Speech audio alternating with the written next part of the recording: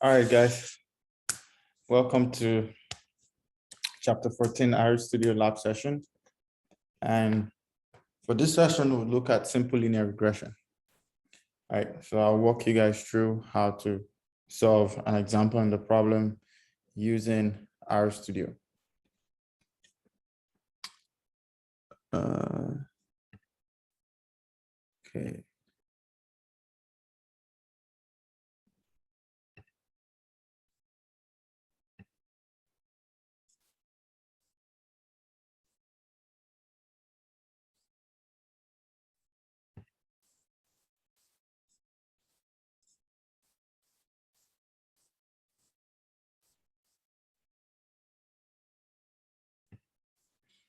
Okay, so we have this example here, right, from the textbook, section 14.2. It says, to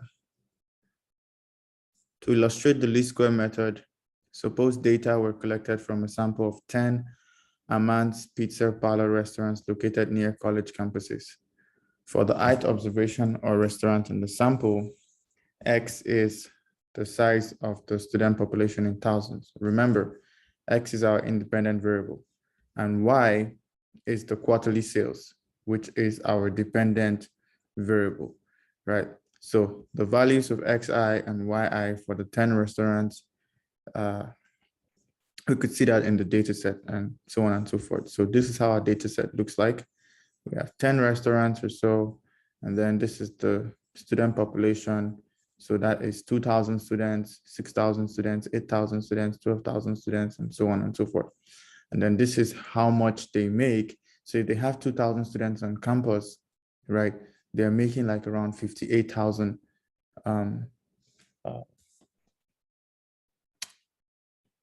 Let's see. Yeah, so they're making around $58,000 for their quarterly sales, right? So we're gonna see how we could solve this entire problem using our studio. Okay, so before we do that, let's look at our data set, right? So this is our data set, which is our Excel file, right? This is the Excel file we have here, and you can see the 10 restaurants, and you could see the population, and we could also see the sales as well. So for this Lab Studio, I'm going to show you guys a different way we could load the Excel file into R without having to convert it into CSV and all those different things, right? So, all right, so in our data, sorry, on R Studio, what I want you guys to do first is install this package, right? It's called Read Excel. So just install this package. So it would help us to be able to call .xlsx files, right? We would not need to convert it into CSV anymore, nothing like that. We could just call those files directly into R Studio. So once you're done installing it, you could just delete it, right? Because you don't need it anymore. So I'm not going to install it on mine. What I would just do is I would just comment on it and hide it out completely, right? So then you load your packages, right? So these are the packages you need. And I try to put the meaning of each of those packages here to give us an idea of what they actually do. So calling my package, and this one, and then finally this one. All right, so I'm done with calling my package. So step one is to import my data into R Studio. So remember, now I'm just using the Excel file. I'm not putting it into a CSV at all. So the code changes, right? The function you used to call that changes. So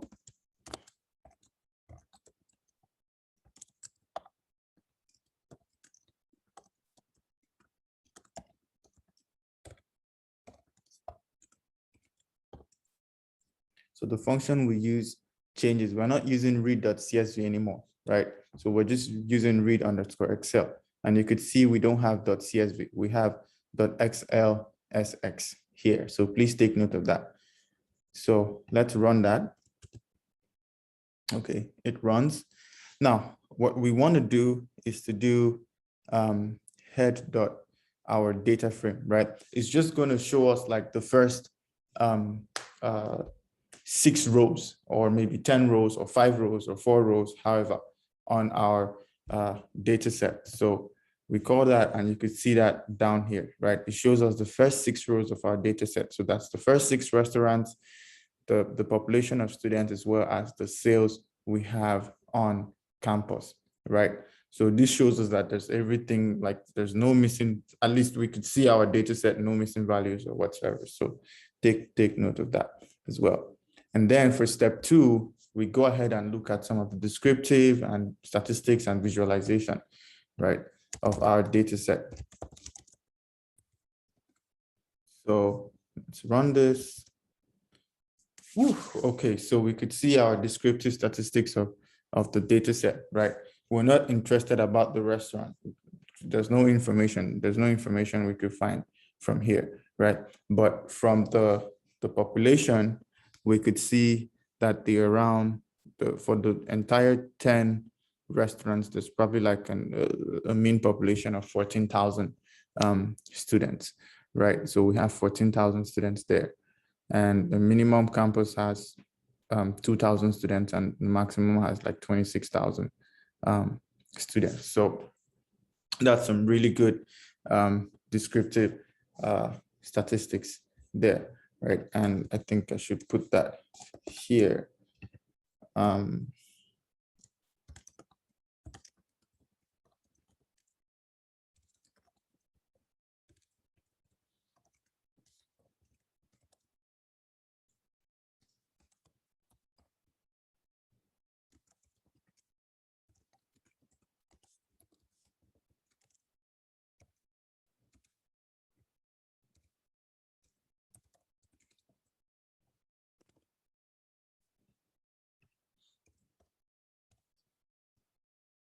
All right, so I have that there, right? So the next thing we want to do is to look at the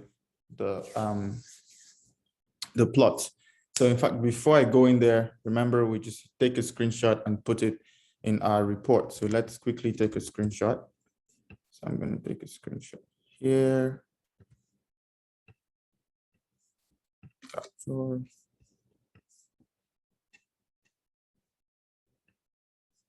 I put it there in my report, looking nice and sweet. So this is figure 1.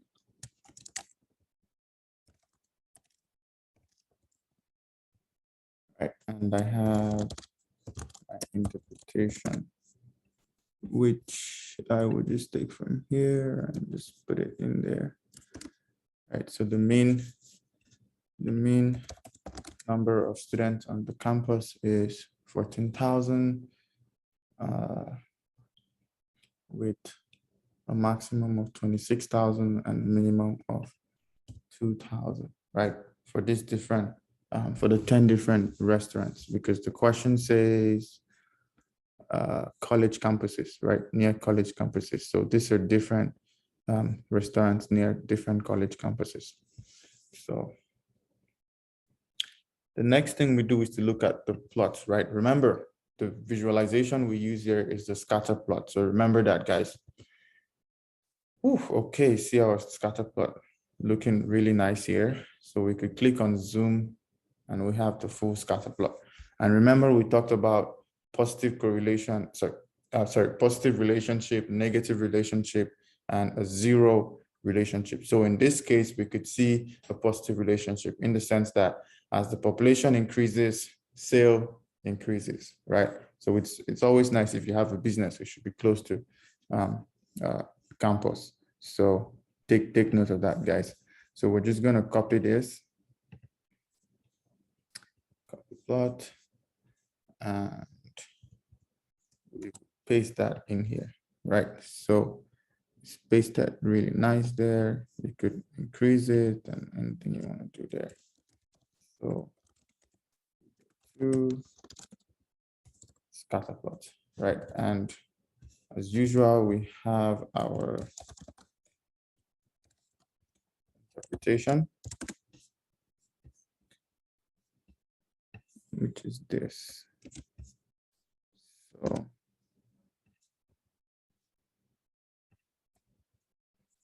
So we're saying here that the graph above suggests a linearly increasing relationship between the sales and the student population. So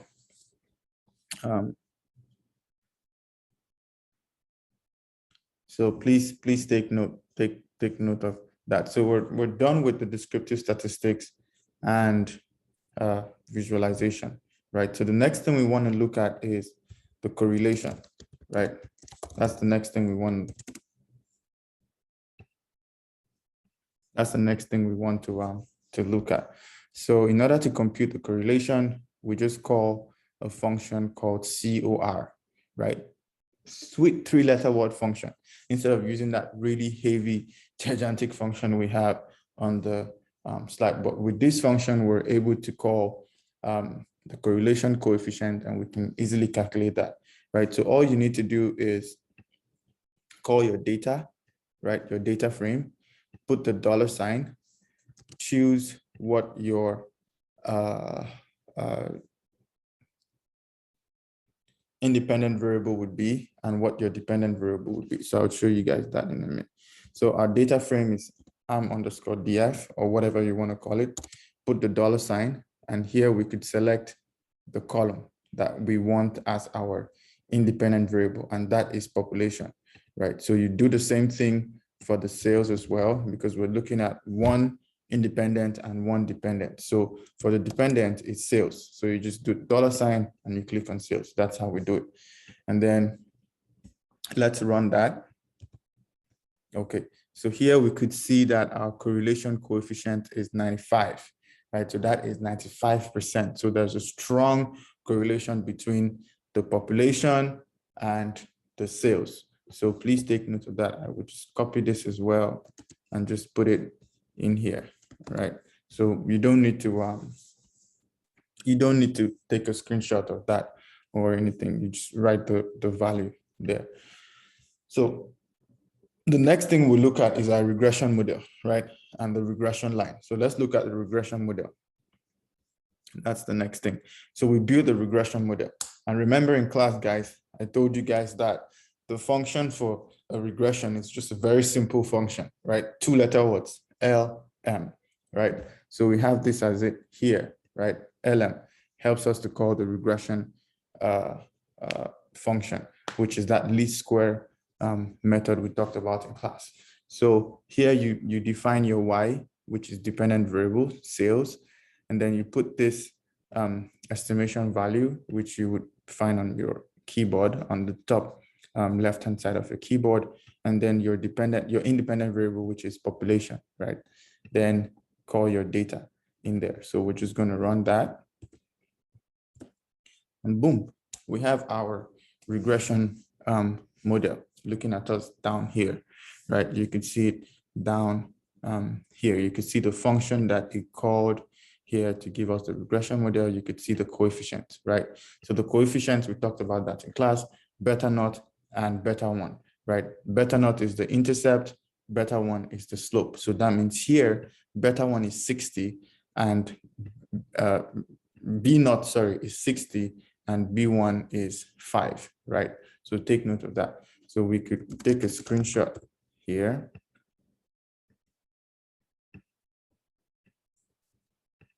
Capture and put it there. So that is, oh shoot, nice.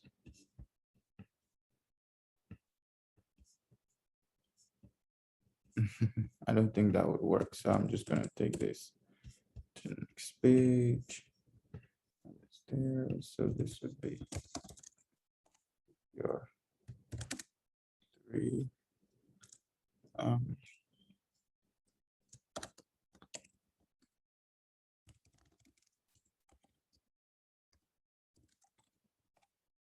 Right. So we could have our interpretation for that, which is our estimated regression equation, which we talked about in class. So please remember that, right? So we said, put all of this in an equation. So insert, and that is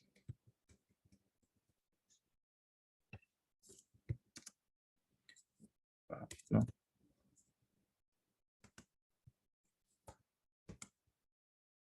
So that is y hat.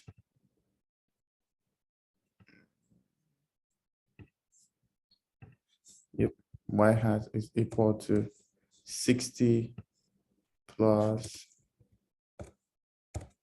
5x, right? So remember what we stated this in class, right? So this is the estimated regression equation. So the intercept B naught is 60, right? And it can be interpreted as the predicted unit sales for 0 students on campus, right?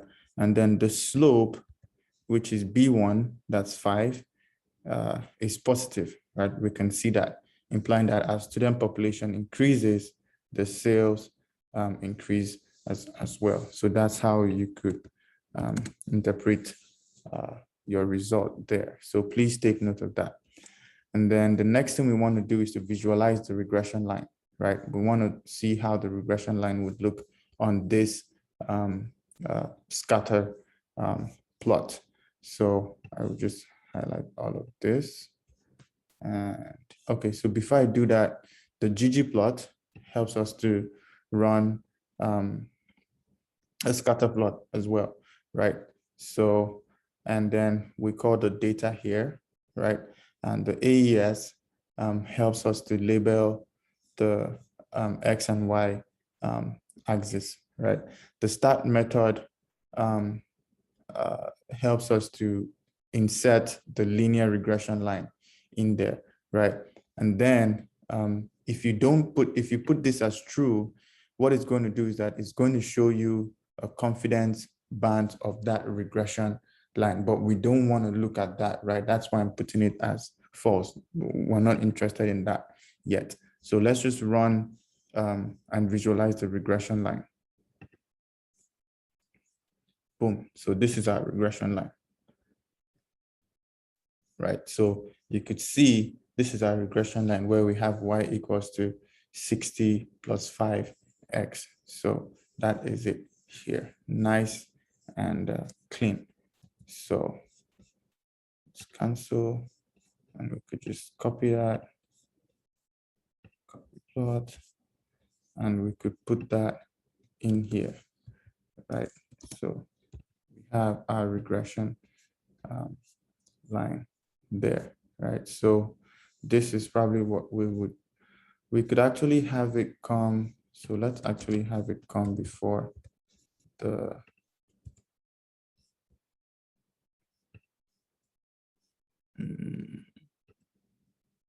okay, yeah, I'll have it here. Okay, so let's just have two of them together, right?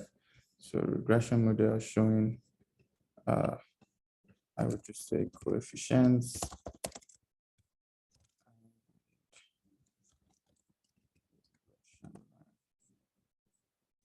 Right, so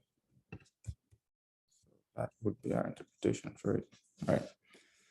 All right, so the next thing we want to look at is the model assessment, which we talked about in class, right? We have to assess the model, especially based off those regression assumptions. So please look at the slides if you've forgotten about what we did in class on Thursday. All right. So the assessment helps us to ensure that our regression model is statistically significant, right? So let's look at the model summary, right? Using the function summary, it's going to show us that. So boom, we have the model summary here, right? And it shows us a lot. It shows us a lot of things. So it shows us our regression model, right? Like the function we used to run it. It shows us the residuals. It shows us the coefficients. It shows us the residual standard error, and then the performance, right? Using the R-square, and you can see the adjusted R-square and the p-value. So I'll explain all these things step by step to us. So please pay attention. So the first one we want to look at is the residuals, right? So from the residuals here, we could see a descriptive statistics of the residuals, right? And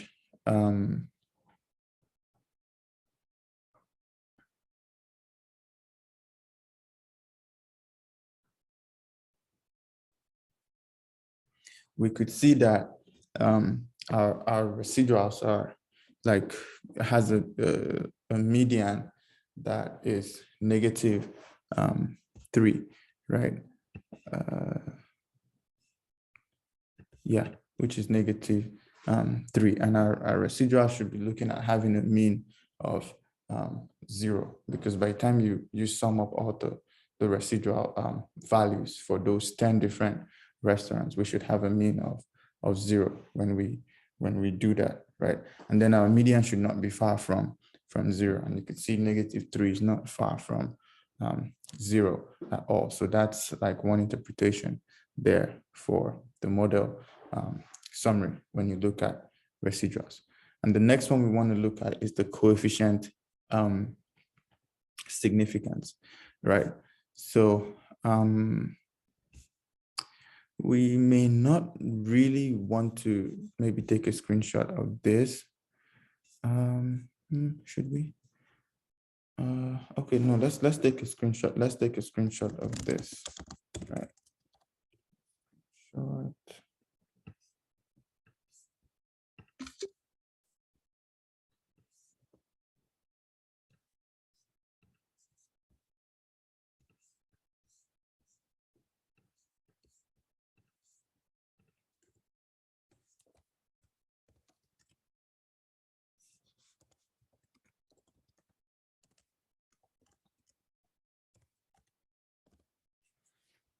Okay, so that's figure 4 regression model summary. There's no interpretation for this yet, except you want to interpret the residuals, which I've talked about. And then for the coefficient significance, remember in class I stated that we could do a hypothesis test, right? To look at the to check if our model, like the coefficients, are statistically significant. So this is how you set up that hypothesis. You don't have to do any separate hypothesis testing, because the LM function in regression does all of that for us automatically, right? So that saves us a whole lot of stress trying to manually calculate that. So this is what our H naught would be and what the HA would be and stuff like that. So basically what you have to look at is that when you look at the coefficients here, right, you can see the intercept, which is B naught, and then the population, which is B1.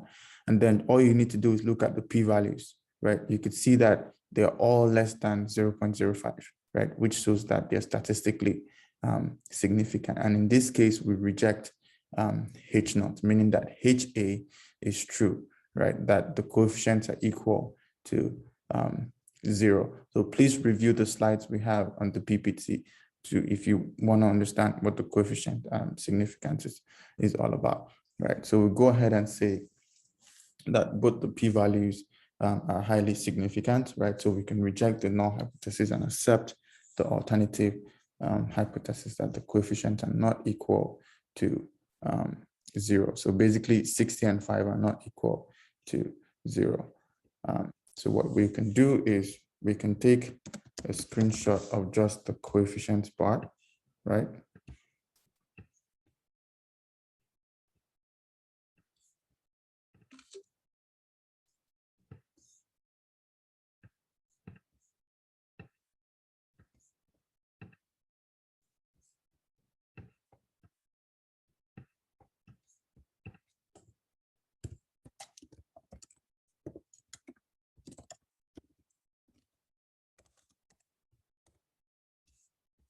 Then we could have all of this as our interpretation.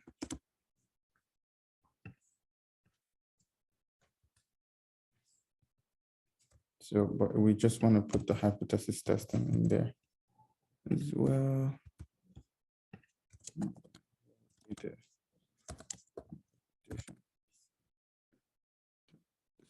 statistically significant. Reject.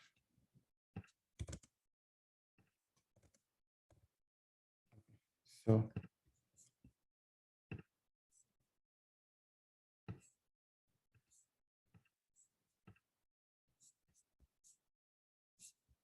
all right, so that looks good there. All right, so we have that interpretation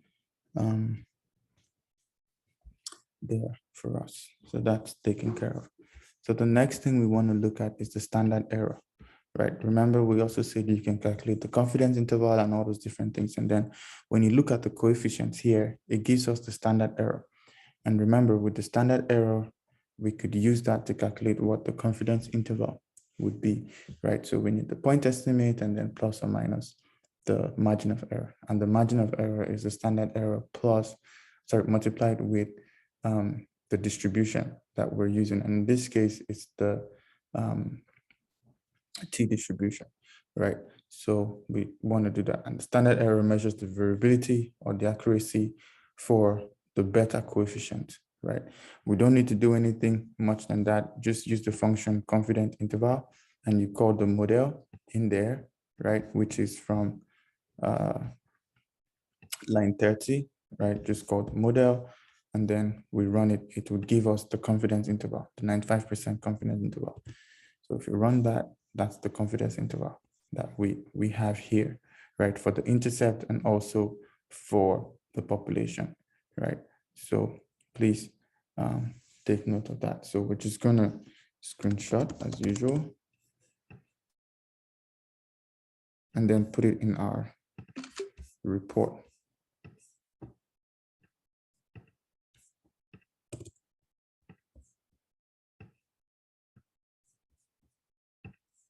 So that would be 6.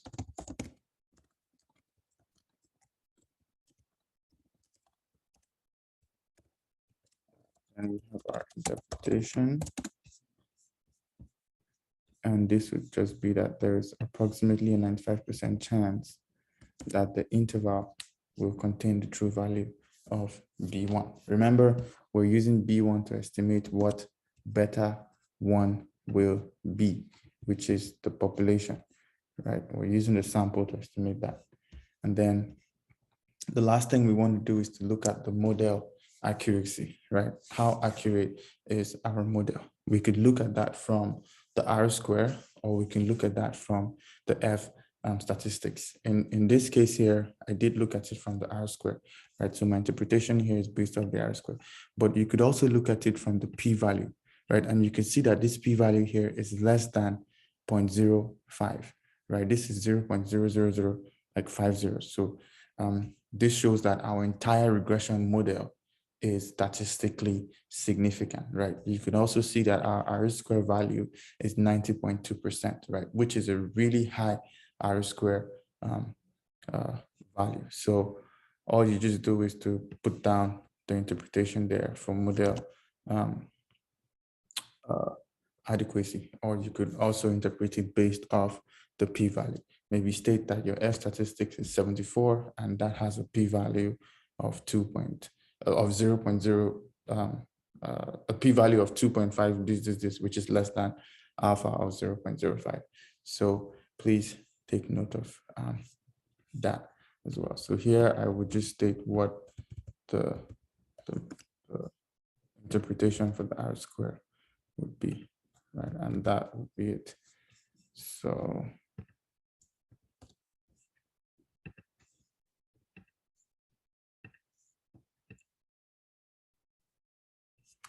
all right, so I think that is all for simple linear regression.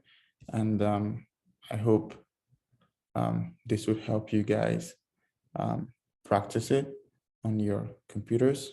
I would upload the video, the report, and also the data. And this would also carry 5 points for you to do this and make your, watch the video, learn from it, make comments on it, and things of that nature. All right, have a good one, guys, and see you in class.